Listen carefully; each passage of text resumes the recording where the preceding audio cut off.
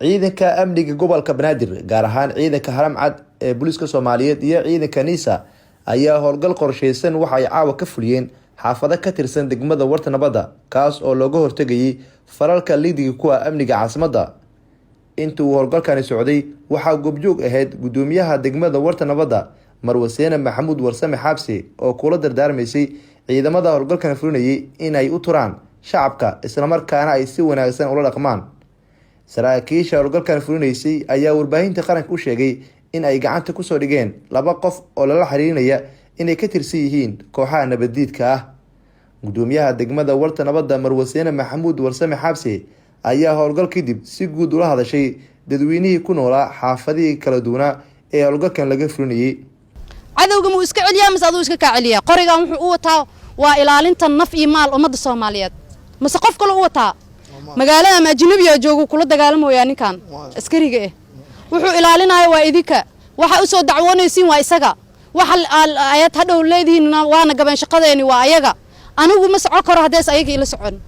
been miya ka wada maaramna wada shaqeeno asaguna wuu rabaa inuu raaxaysto tuutaas ku cadaadi qoriga culeyskiisa garbihiisa iyo rafaadka ku jiro laga yaabo gogasha caaw laga soo kicay sarirtaada adoo jiifto markuu soo kicinay asaga ma saaxido gaarigaas korkiisa inuu saaxida laga yaabaa hooy uu sahalin u wada dareema naxariis askariga naxariis u muujiya amnigana ka wada shaqeeno askartana waxa ka codsanayaa in sida la idin soo tababaray aad ula dhaqantaan oo wanaag ku jiro dadka qofkii markaas idinku xad gudbane si wada jir looga qaadanaya go'aan raali noqdo mar kale waxa idinku celcelinayaa cadawga dhaxdiinu ku jira magaaladan midka isqarxiyo iyo midka dhaco meel kale kama imaanin hadalkeygana ilaahay waxa waa raxmad uu keenay Soomahan ay dhaxdeena leeyahay Soomahan waxa hawshaas maqbuul waa Soomaa ulama way fadhisaaya cadawga dhaxdeenu ku jira soo bixiya xagaygaasna waa ku qowsanina raxmad waaye cadawgaas ka soo bixino ya salaamu calaykum waraxmatullaahi wabarakaatu balanteena maxay tahay